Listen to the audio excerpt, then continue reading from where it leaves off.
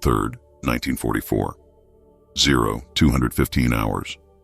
Southwick House, Portsmouth, England. The sound of rain hammering against leaded glass windows.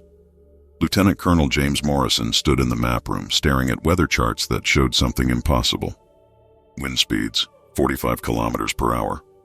Wave heights, 2.4 meters. Cloud ceiling, 300 meters. The numbers that would kill 10,000 men before they reached the beach.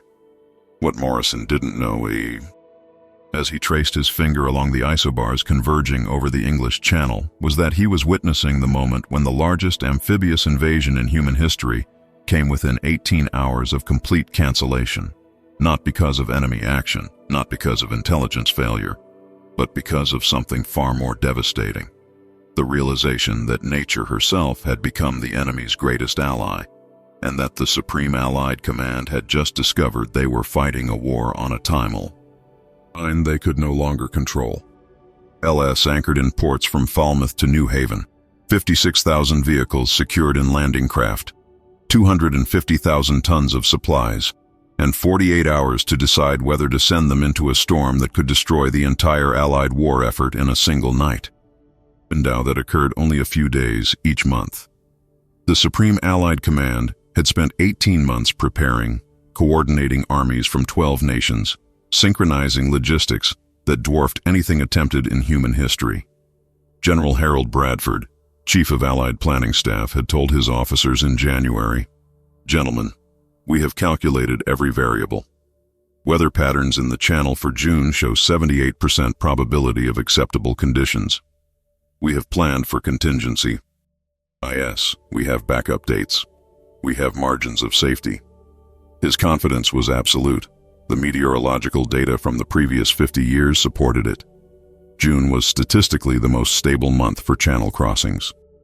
And Robert Hayes, a meteorologist attached to the Royal Air Force, noticed something disturbing in the weather patterns developing over Greenland. Low-pressure systems forming with unusual intensity. He wrote in his report dated May 7th, "Observed anomalies suggest possible sustained deterioration of channel conditions through early June. Recommend enhanced monitoring." The report was filed. No action was taken. The invasion machinery was already in motion, its momentum impossible to stop. Late May, the anomalies had become a crisis. 3 separate weather reconnaissance aircraft reported unprecedented storm activity in the North Atlantic. Squadron leader David Henderson, flying a modified Mosquito on meteorological patrol, radioed back on May 28th. Encountered severe turbulence at 52 degrees north, 15 degrees west. Pressure reading, 972 millibars. This system is moving east-southeast. ETA English Channel, 4 to 5 days. When Hendy Burson landed at Prestwick, he told the debriefing officer something he'd never included in an official report. "I've flown 237 weather reconnaissance missions. I've never seen atmospheric conditions like this. If that system hits the Channel during the invasion, we won't be landing troops, we'll be recovering bodies." Numbers were undeniable. A massive low-pressure system spanning 800 kilometers, churning across the Atlantic directly toward the English Channel. Projected arrival, June 4th to June 6th, the exact window for Overlord. Major General Thomas Crawford, Deputy Chief of Operations, stared at the weather map for 7 minutes without speaking. Finally, he said, "Get me every meteorologist in Britain. I want 4 independent forecasts, and I want them by 0800 hours tomorrow." What he didn't say, what everyone in the room understood, was that he was looking for someone to tell him the data was wrong, that the invasion could proceed, that 18 months of planning and the fate of millions wouldn't be destroyed by something as mundane as bad weather. Kilometers per hour. Wave heights, 2 to 3 meters. Cloud cover, complete, ceiling below 500 meters. Visibility, less than 2 kilometers. Air support, impossible. Naval gunfire accuracy, severely degraded. Landing craft operations, extremely hazardous. Casualty projections for a landing under these conditions, 40 to 60% in the first wave, not from enemy fire, from drowning and weather-related incidents before reaching the beach. Hoist that had no good answer. Postpone the invasion, and risk losing surprise. The Germans would detect the massive Allied buildup. Intelligence suggested they were already suspicious. Each day of delay increased the probability of discovery. But proceed with the invasion during the storm, and the casualties could be so catastrophic that even if the landing succeeded, the Allied armies might lack sufficient strength to break out from the beaches. Group Captain James Whitfield, Senior Air Operative Ions Officer, put it bluntly in the command conference on June 1st. If we go in those conditions, the air forces cannot provide close support. The bombers won't see their targets. The fighters won't be able to engage enemy positions. The airborne drops will be scattered across half of Normandy. We'll be sending infantry against fortified positions with no supporting fires. It's not an invasion. It's suicide. Deeper problem. Gentlemen, he said, standing before a chart showing shipping schedules, postponement creates a logistics nightmare we haven't planned for. We have 175,000 men on ships. Living conditions are marginal. Water supplies calculated for 3 days maximum. Food supplies, 4 days. Medical supplies, inadequate for extended shipboard stay. If we delay 1 week, we need to offload everyone, restock every vessel, and reload. That's a 14-day operation mini. Mum, we missed the June lunar window entirely. Next favorable tide and moon combination, July 6th. But by then, we've exposed the embarkation ports to German reconnaissance for 6 additional weeks. Our entire operation has been compromised. And there's another problem. He paused, letting the weight settle. We don't have enough fuel to keep 5,000 vessels at anchor for a week. We'd need to send tankers that are already assigned to post-invasion logistics. If we postpone, we're not just delaying. We're fundamentally undermining the invasion's sustainability even if we eventually launch it. ISTM was interdependent.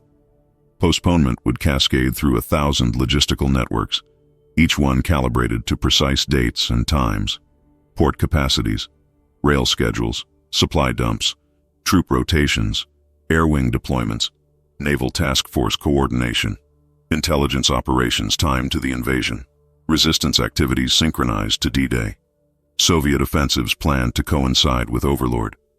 Southwick House, 15 senior officers. The fate of the war resting on a decision that had to be made within 24 hours. The room was oak-paneled, lined with leather-bound books that had witnessed centuries of British naval history. Now they would witness either a decision that saved the Allied cause or one that destroyed it.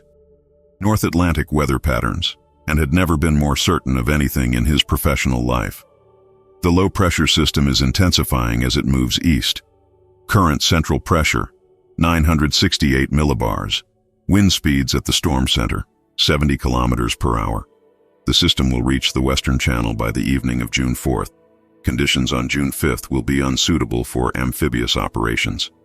Wave heights will exceed 2 meters. Wind speeds will be 45 to 55 kilometers per hour with gusts to 70. Cloud ceiling will be below 300 meters. These conditions will persist through June 6th.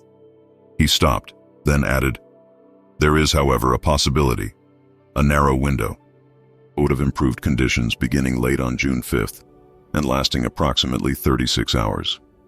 Wind speeds might drop to 25 to 35 kilometers per hour. Cloud ceiling might rise to 800 to 1,000 meters. Waves might subside to 1.2 to 1.5 meters. Enough for operations, though still marginal. The probability of this window occurring as described, 38%. The commander of ground forces liaison broke the silence. Commander Stevens, help me understand this.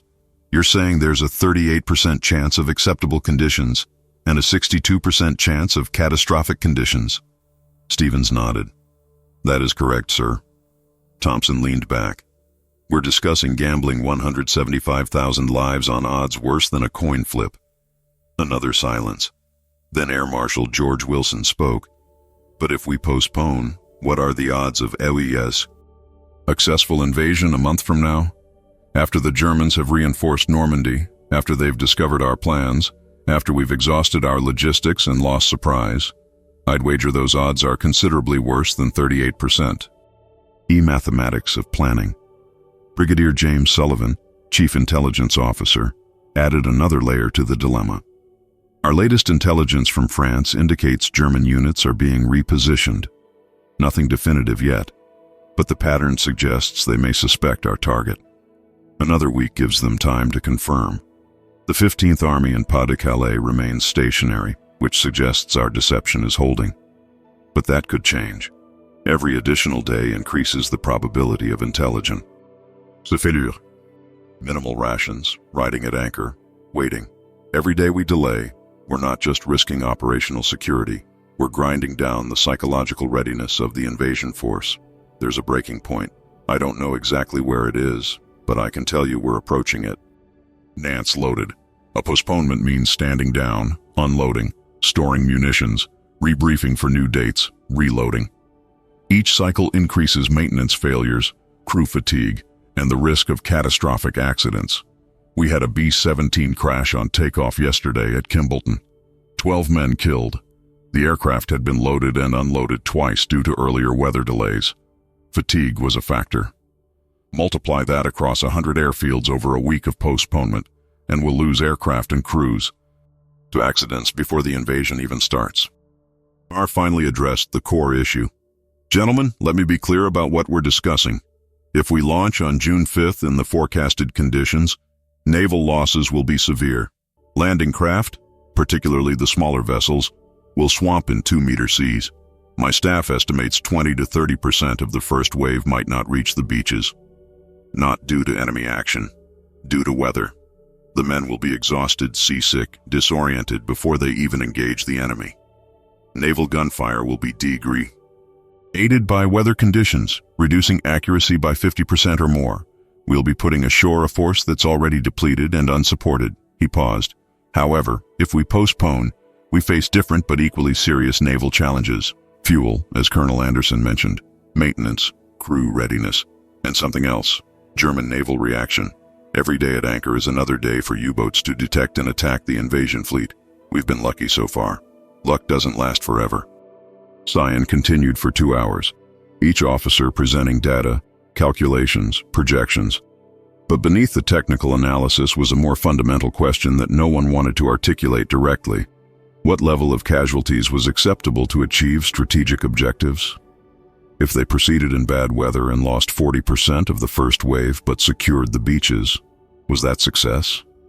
If they postponed and lost surprise, requiring a longer, bloodier campaign but with better initial landing quantity, ions, was that preferable? The mathematics of death had no formula, only judgment calls made by men who would not themselves be dying on the beaches. Of acceptable conditions, 38%. If conditions are bad as forecasted, casualties could reach 50% before we secure the beaches. But if Commander Stevens' narrow window materializes, we retain surprise and operational tempo. Option 2. Postpone 24 hours to June 6th, gives the storm time to pass, but reduces our window for operations before the next bad weather system. Commander Stevens, what's your forecast for June 6th evening through June 7th? Stevens consulted his notes. The favorable window, if it occurs, closes during June 7th. Another system developing behind the first could bring deteriorating conditions by June 8th. Bradford nodded. So postponing by 1 day doesn't eliminate weather risk. It shifts it slightly. Option 3. Postpone to the July tide window. This guarantees better weather probability, but risks catastrophic loss of surprise, intelligence compromise, and logistical degradation. My assessment: Option 3 is not viable. We're choosing between Option 1 and Option 2, between launching into marginal conditions now or delaying 24 hours for possibly better conditions but a compressed operational window. Whether the Allies can establish a second front in Europe, whether we can relieve pressure on Soviet forces in the East, whether we can bring the war to a conclusion before Nazi Germany develops weapons that could change everything. The strategic imperative is absolute. We must invade. The question is when and under what conditions. He turned back to face the officers. I'm going to recommend postponement of 24 hours. Launch on June 6th. It's not ideal. The window will be narrow. B. Unit gives Commander Stevens' forecast the best chance of being correct. It gives the storm time to pass, and it preserves at least some possibility of acceptable conditions. Gentlemen, I need your consensus or your objections. Now. Craft needs ceiling above 500 meters minimum. June 5th forecast doesn't provide that. June 6th might. One by one, the officers concurred. The decision was made. Postpone 24 hours. Launch June 6th. Everything depending on a 38% probability that a narrow weather window would open as forecasted. Southern England, the massive machinery of invasion lurched into adjustment. Ship commanders received coded messages. Troop leaders informed their men. Airfield operations officers rescheduled missions. Supply officers recalculated consumables. And on 5,000 vessels, 175,000 men received the news that they would spend another day in cramped quarters, another night not knowing if they would live or die. Another cycle of psychological buildup to violence that would now be extended by 24 hours. Ed relief, grateful for another day of life. Others showed frustration, wanting to get it over with. A few showed the blank expression of men who had already accepted death and now had to unaccept it and accept it again. Williams wrote in his diary that night. Entry later recovered from his personal effects. Told the men about the delay. I saw something in their eyes I hadn't seen before. Not fear, not courage, something else. Exhaustion, maybe.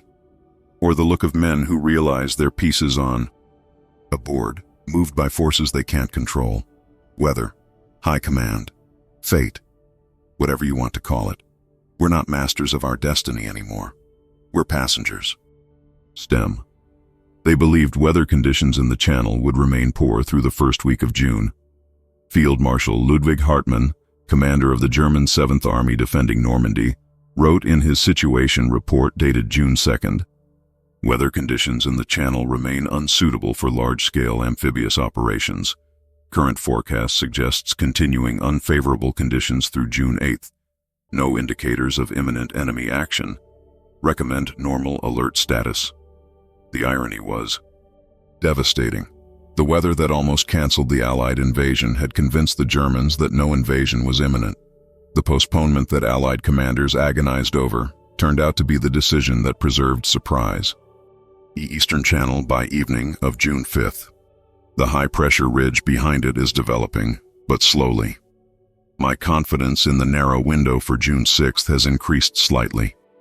Now 42% probability of acceptable conditions. Still marginal, but improving. General Bradford studied the weather charts. Commander, I need you to understand what's riding on your forecast. If you're wrong, if that window doesn't materialize, we'll be landing in conditions that could destroy the invasion before it starts. If you're right, we'll have a brief window of opportunity. Either way, there's no fallback. We can't postpone again. We're committed. Do you stand by your forecast? Stevens met his gaze. Sir, meteorology is not an exact science. I'm giving you probabilities based on observed data and atmospheric models. I believe the window will occur, but I cannot guarantee it. I can tell you that if we launch on June 5th, we will have catastrophic conditions. If we launch on June 6th, we have a chance. That's the best assessment I can provide. In organized chaos. Last-minute adjustments, equipment checks, final briefings. The weather remained terrible, validating Stevens's forecast that June 5th would have been disaster. But would June 6th be better? No one knew. On the ships, conditions deteriorated. Seasickness became endemic. Supplies ran low. Medical officers reported increasing cases of anxiety-related illness. The men were being ground down by waiting. Lieutenant Colonel Morrison visited 4 transports on June 3rd. What he saw disturbed him enough that he filed a report marked urgent that evening. Morale aboard invasion vessels is fragile. Men have been living in deplorable conditions for 4 days. Rations are stale. Water is rationed. Sanitation is marginal. Psychological state is concerning. Many men report nightmares, anxiety, inability to eat. They are ready to fight, but the waiting is destroying them. If we delay again, we risk having an invasion force that is physically and psychologically broken before they ever see combat. Recommend we proceed on June 6th, regardless of conditions. Further delay may cause more casualties through degraded troop readiness than launching in marginal weather. To add this reality, there would be no further postponement. June 6th was D-Day. Whatever conditions they found, they would work with them. A high-pressure ridge developing fast enough to create the window? At 0200 hours on June 4th, Stevens had his answer. He walked to the operations room where General Bradford was studying invasion maps. "Sir," Stevens said, "I have an updated forecast." Bradford looked up. "Tell me." Stevens laid out his charts. "The storm will clear the eastern channel by 1800 hours today, June 4th. The high-pressure ridge is advancing faster than initially projected. I now forecast TT acceptable conditions beginning late on June 5th and lasting through midday June 7th. Wind speeds, 25 to 35 kilometers per hour. Wave heights, 1 to 1.5 meters. Cloud ceiling, 700 to 1,000 meters. Visibility, 3 to 5 kilometers. These conditions are marginal but workable. My confidence level, 63%. Ring through clouds." He was silent for nearly a minute. Then, "Commander Stevens, your forecast has changed 3 times in 3 days. From 78% probability of good conditions weeks ago, to 38% 2 days ago, to 63% now. How can I trust a forecast that changes this dramatically?" Stevens didn't flinch. "Sir, the atmosphere changes. We forecast based on current conditions and observed trends. 3 weeks ago, the data suggested favorable June week. 1 week ago, a massive storm developed that changed everything. 2 days ago, we didn't know how quickly that storm would clear. Now we do. The forecast has changed because the reality has changed. But I can tell you this. If we don't launch on June 6th, if we wait for the July window, we're gambling that conditions then will be better. There's no guarantee. Weather is always uncertain. We're dealing with probabilities, not certainties. June 6th gives us a 63% chance of success. That's the best window we're going to get." Ford outlined the situation. Stevens presented his updated forecast. Each commander gave their assessment. At 0415 hours, Bradford made the final call.